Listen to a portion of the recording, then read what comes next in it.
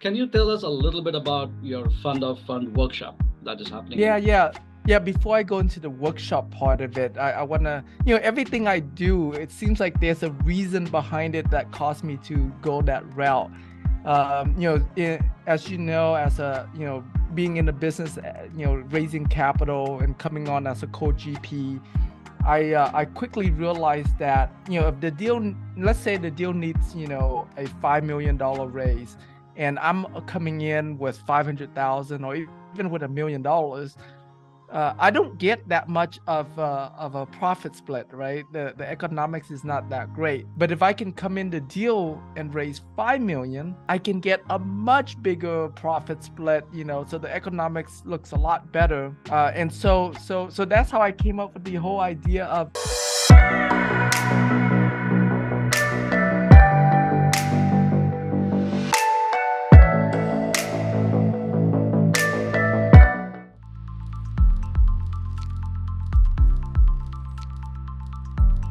Hello, everybody. Welcome to REI Secret Spilled, Fast Track to Riches. This is Sanjay Hegde. And today I have with me Tim Mai, a real estate powerhouse and entrepreneur who has overcome incredible odds to achieve unparalleled success.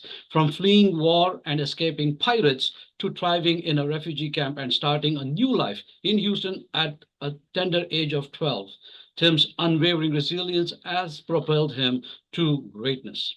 With over $50 million in real estate acquisition and exits under his belt, and a current portfolio of over 3,000, actually 3,800 multifamily units as a GP and LP, Tim is a force to be reckoned with in the industry. But that's not all. He's also the visionary behind Hero Wealth Fund, empowering passive investors to achieve financial freedom. Tim's passion for education and giving back has led him to co-found the Teen Passion for Education and Giving Back has led him to co-found the Teen Millionaire Challenge and make significant strides in philanthropy.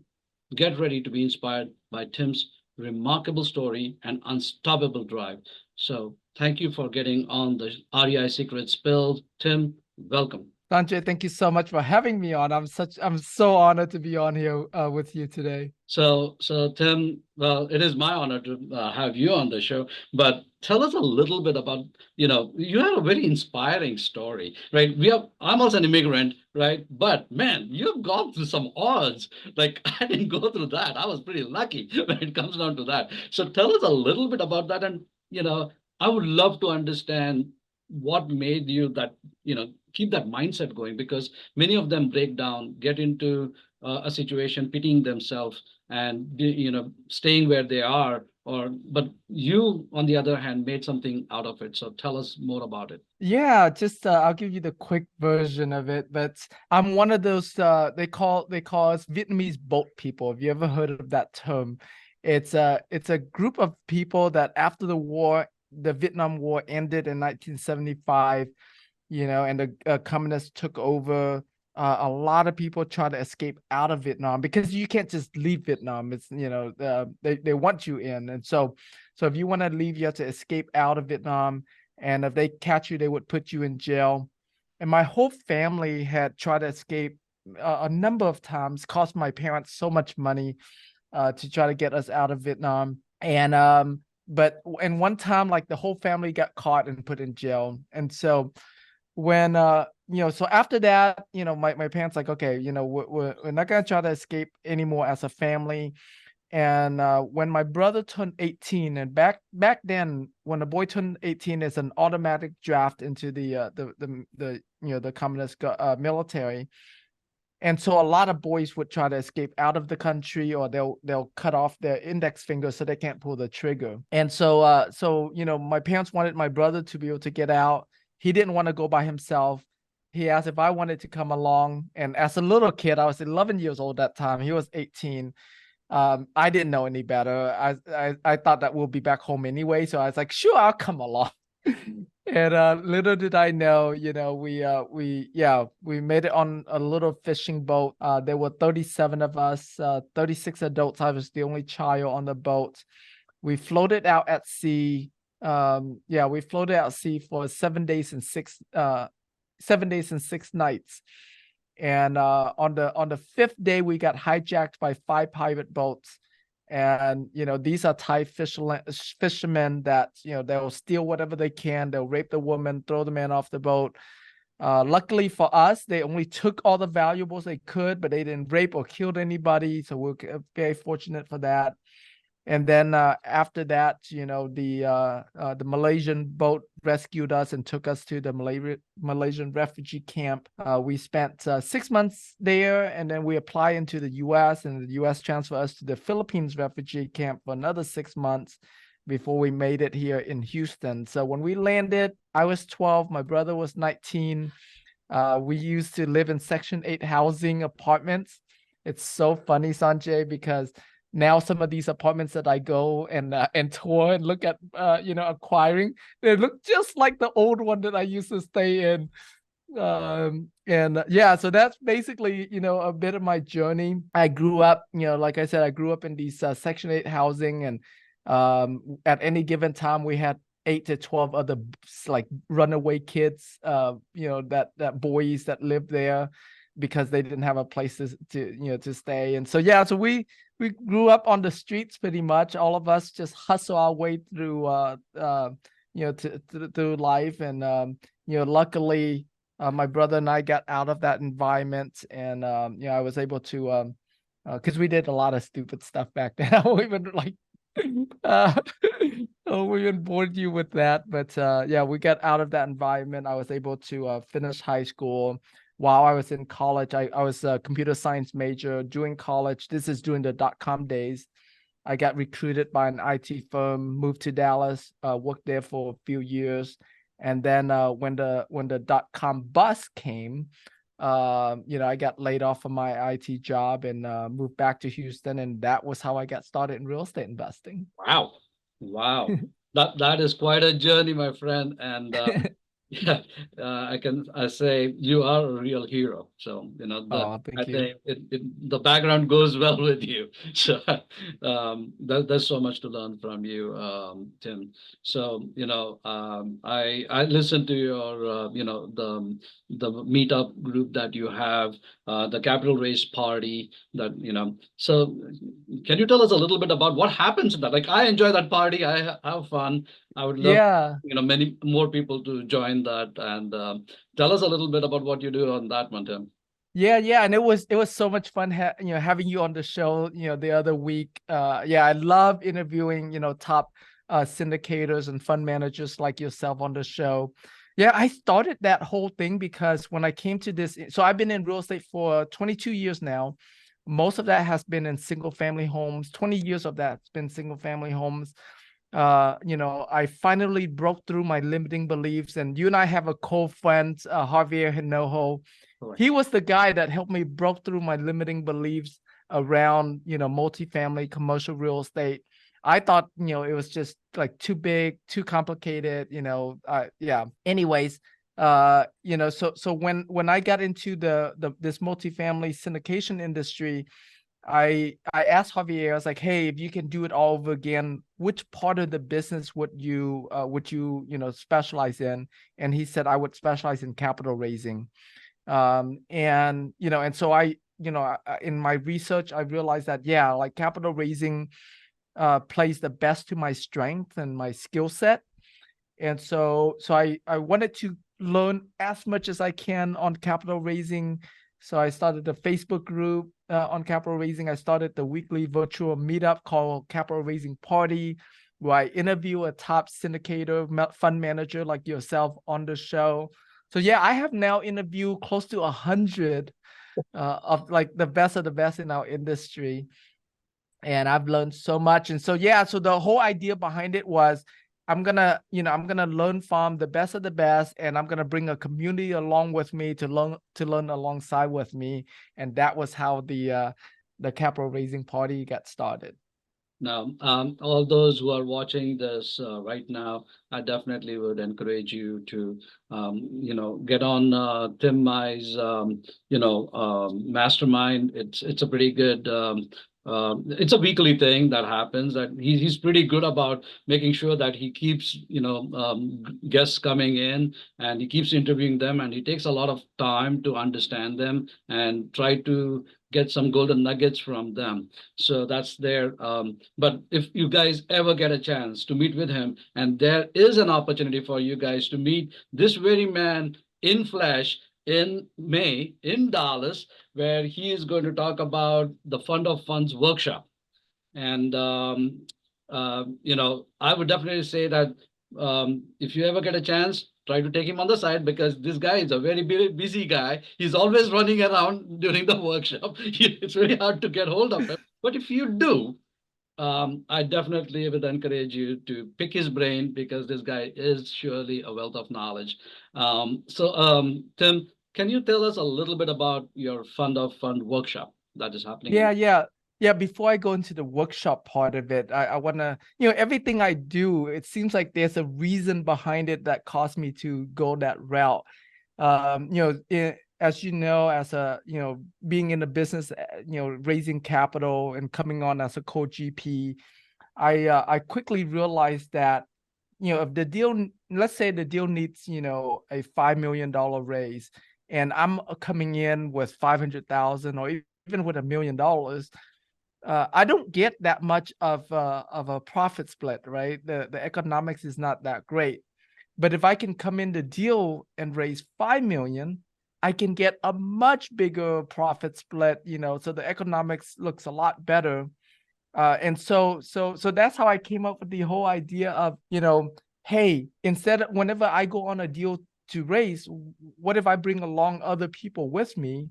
If the deal needs 5 million and I bring, 4 other people along and we each raise a million, we can make a whole lot more money raising together than we can by ourselves. And so that was like the first idea. And then I also look at what's a scalable model, because a co-GP model, you cannot have too many co-GP in on a deal.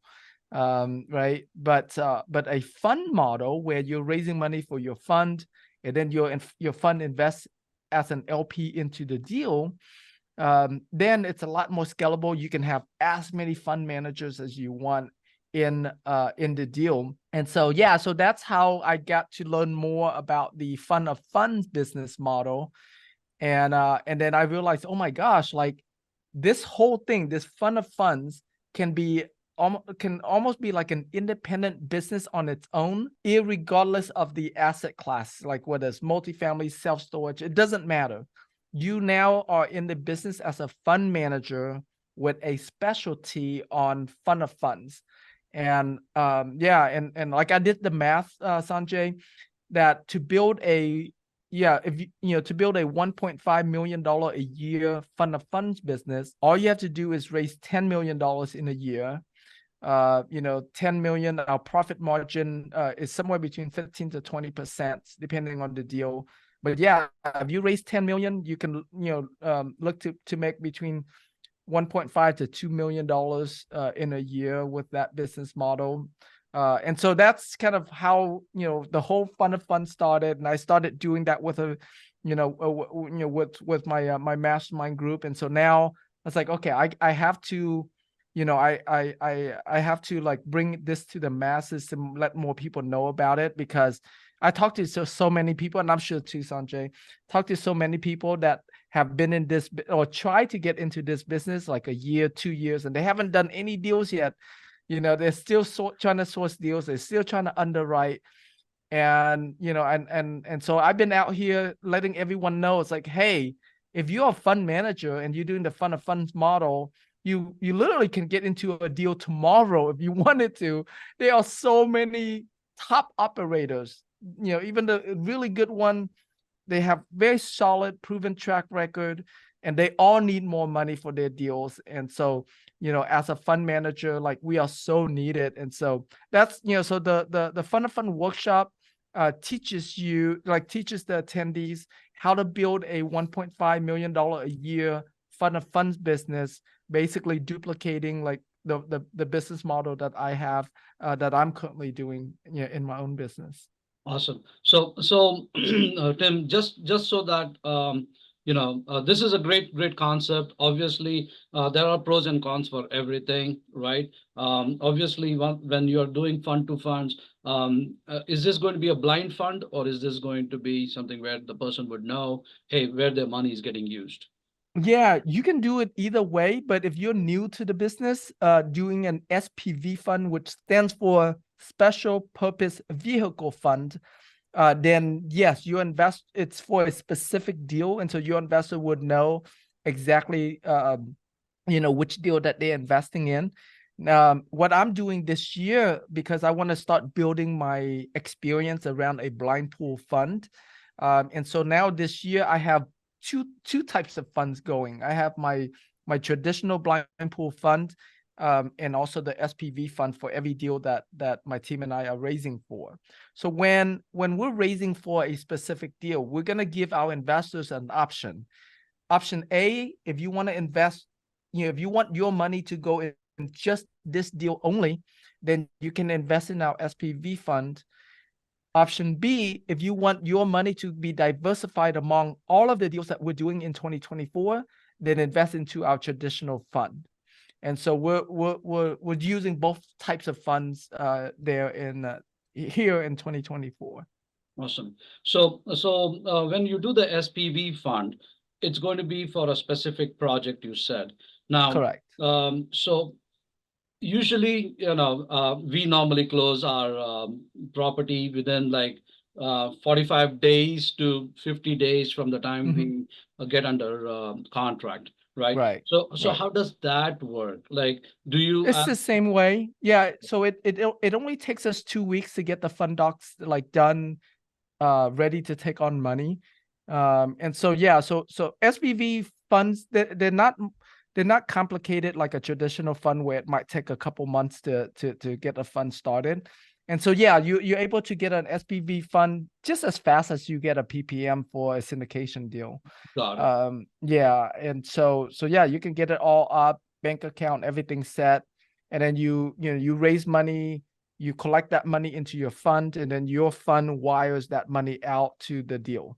Okay. So now will this be considered as a, because so that the investors kind of understand when somebody comes to them, is this going to be a 506B or a 506C kind of a fund? Does one have to be an accredited investor or a sophisticated investor? Yeah, great question. So you can set it up either as a B or C. It depends on the deal that you're offering.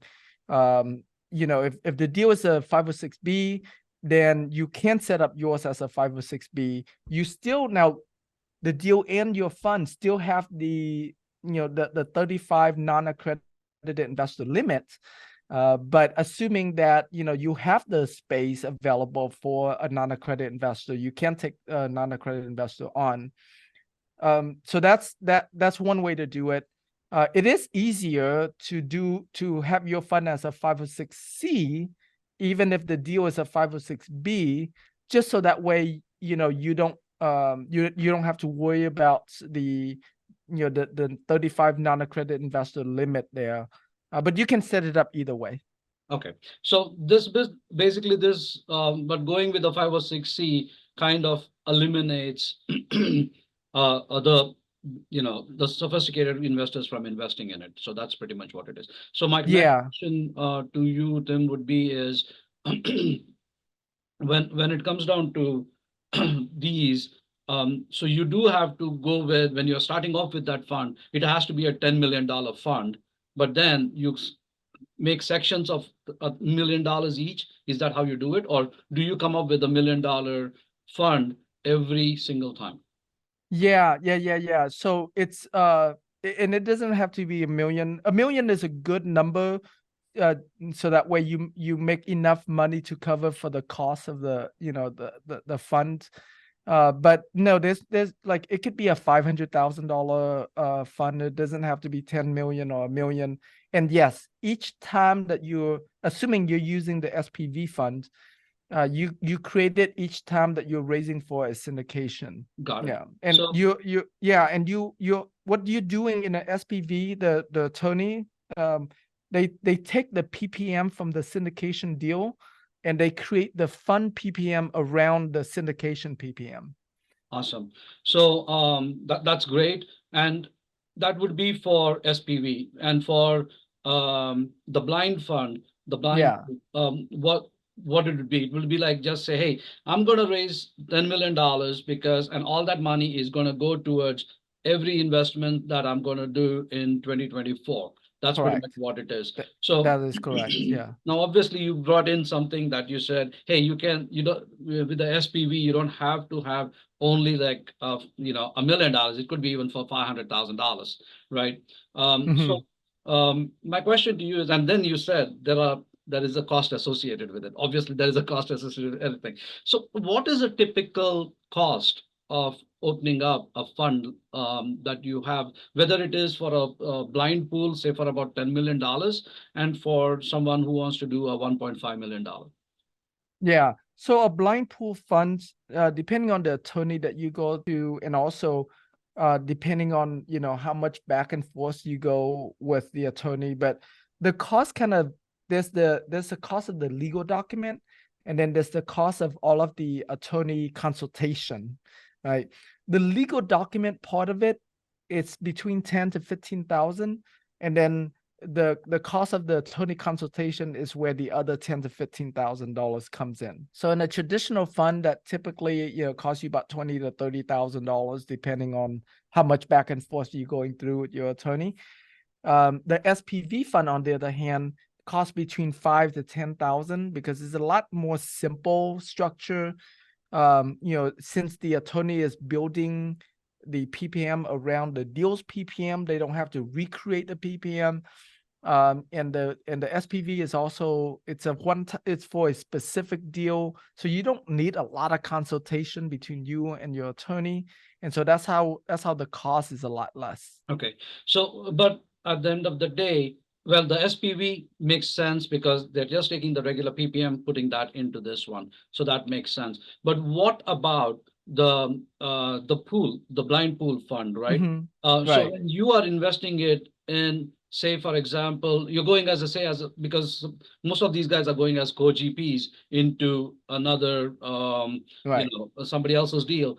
How does that work at that time? Like, how do they do it? They come in as, like, when they invest in, do they have to make certain changes to their PPMs? Yeah, not necessarily, depending on how you come in, and like, because how much money you bring in, you demand for a different terms than what might be there. Also, too, like how early you come into the deal. If you come in early enough where they haven't, they haven't finalized their docs yet, they haven't started raising any money yet, then it's easy for them to create a special class of shares for your fund, based on the amount that you are bringing in, the size of the check that you're bringing in. But if you come in later in the game where they have already started raising money, um, then typically they'll do a side letter for you. You'll take on whatever class of shares that they have, and then you do a side letter for the rest of it. And whether or not you're gonna do a side letter has to do with the deal, the lead GP's attorney's comfort level on if they're okay with doing the side letter or not. Yeah, but so it depends a lot on like when you get into the game, how much you're gonna bring in. Obviously, if let's say the deal needs to raise 10 million and I'm bringing 10 million, the whole thing, I can have a lot more say in the deal than if I'm only bringing $1 million, right? And so yeah. No. So, if my understanding is correct, so that the listeners who would be interested to come to the workshop, right? Because this is a really interesting thing, and as you said, I think it opens up doors for a lot of these syndicators who have been in this for a while now, but have been having difficulty getting their own deals or getting Right. into a deal, right? So. So it makes more sense, like from a cost perspective, to actually have a blind fund instead of an SPV, because if even if you, as you said, if it's a SPV and for every deal, even if they're paying about say $5,000, Hmm. and they're raising only $1.5 million on each of them, for $10 million, it's coming up to somewhere close to Yeah, $50,000, right? So right. that is my understanding correct? Yes and no. It because there's more fee than just the legal fee. There's also the fund admin fee, the yearly fee that happens. And yeah, and so yeah, if you were to do, if you're comparing, let's just for the sake of this, if you're comparing 10 SPV versus one traditional fund, then yes, the traditional fund would cost more less money than managing 10 SPV funds. On the other hand, let's say if each SPV you're raising 2 million instead of 1 million, now you only need 5 SPV versus one traditional fund, then the cost is about the same. I don't think, because the traditional fund, the platform that supports the fund, they charge more money for the fund admin and the bookkeeping, the accounting, all of that stuff. The portal that support the SPV fund, on the other hand, they charge a lot less money. Because they charge more of a flat fee rather than a fund under management fee. That's the fund under management fee based on the percentage of that is where your costs greatly increase. So I'll give you an example. The fund portals, they will charge you anywhere from 25 basis points, so a quarter of a percent to 0.5% for the amount of money you have in the fund per year. So if you take 10 million, times a quarter, that's what, like 250,000 a year. Like that's drastically higher than an SPV fund. Got it. Okay, understood. So you did mention that people need to get this through the lawyers. Now, obviously, I like to keep it like I'm a very simple guy. So just for the audiences, obviously these guys have to be SEC attorneys. Am I correct? And do they have to be a specialized person in this fund, or any SEC attorney would do this? Yeah, yeah. To answer your question, any SEC attorney in our industry would know how to do it. It's not a very specialized thing. But I ran the math in my head, and I do need to make a correction. A quarter of a percent of 10 million is only 25,000, I believe. Not 250,000, but still, it's a substantial enough where it costs more. It costs more to maintain per year than an SPV fund is. Got it. Yeah. Yeah.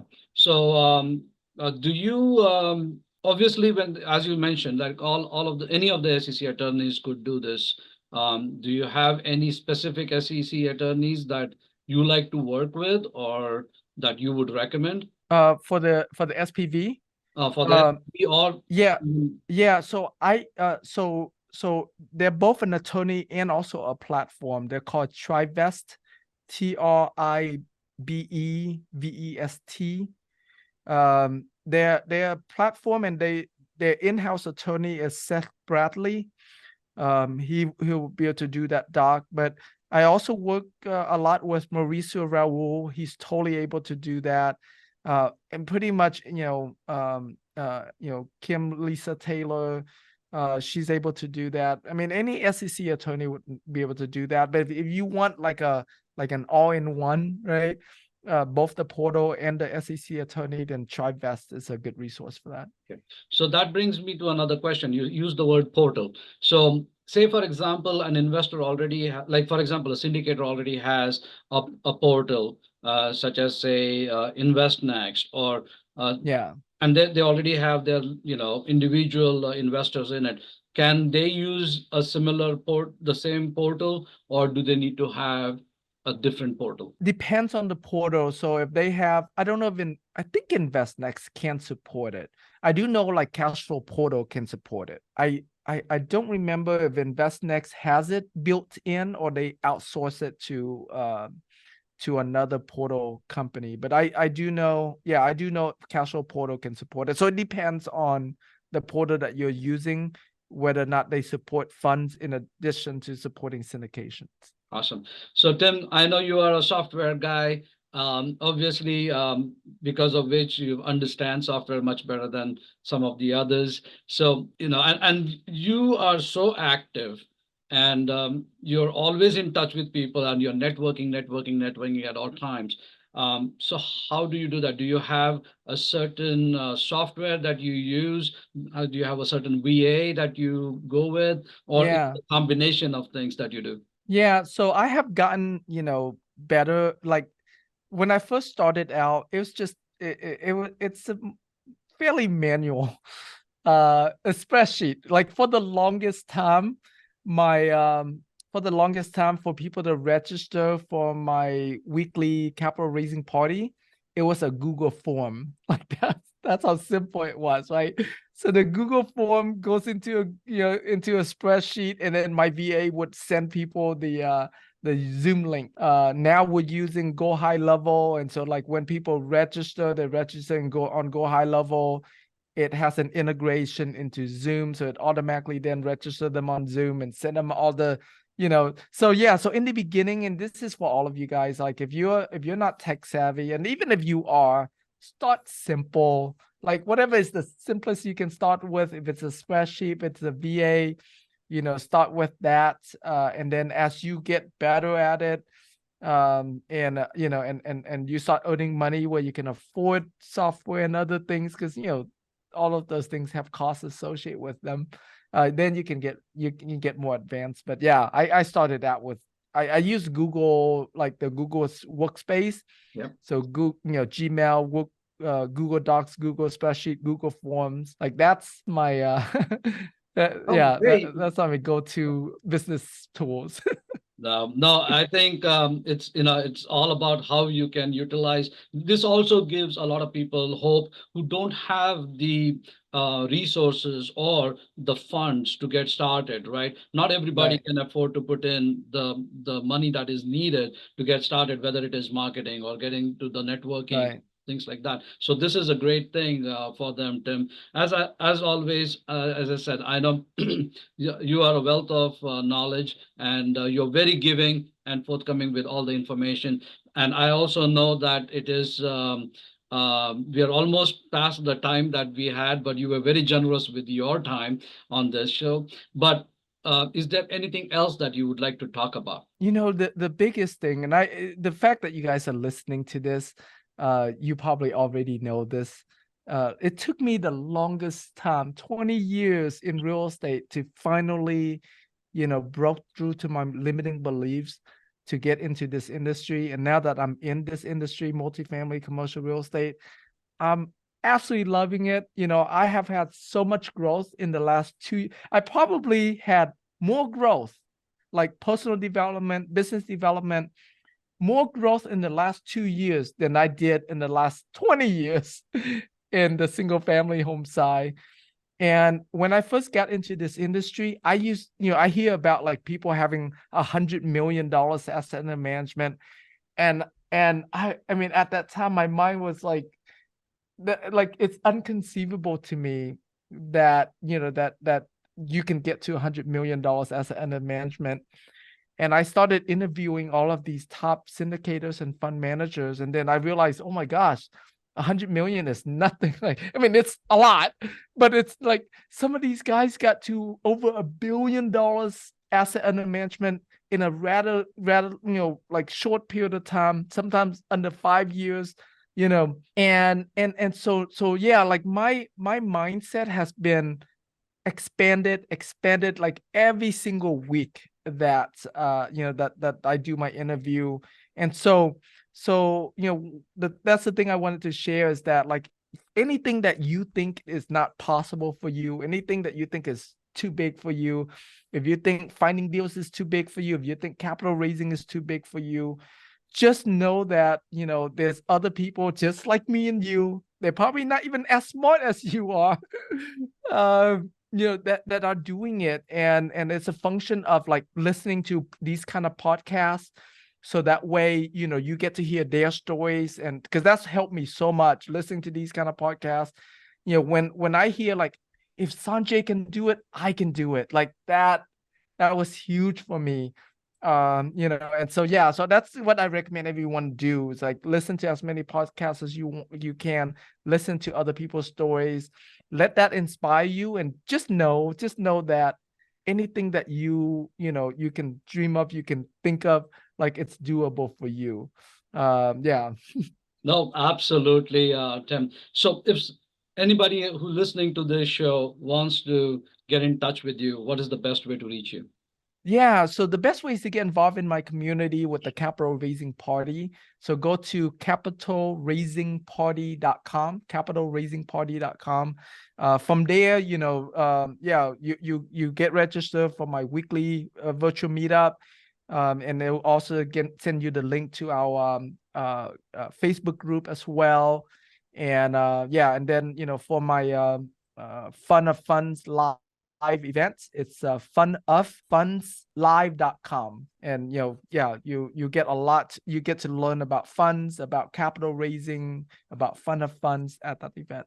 No, absolutely, Tim, and we'll definitely add that to our, the podcast when we do have the script as well, and when we bring it out. But at the same time, through the journey while you are going, promoting your fund of funds workshop in Dallas, we will be, presenting it to everybody and marketing it to, actually bringing it out to more and more people so that they can Oh, get the help that they need to grow and also get some knowledge. So one great thing as before we leave, I have to say this is that as Tim said, if he could come in as a 12-year-old refugee and fighting through all the odds, and if I could come to America and starting off my life at $7.25 per hour, and both of us right now, like him having 50 plus million and me having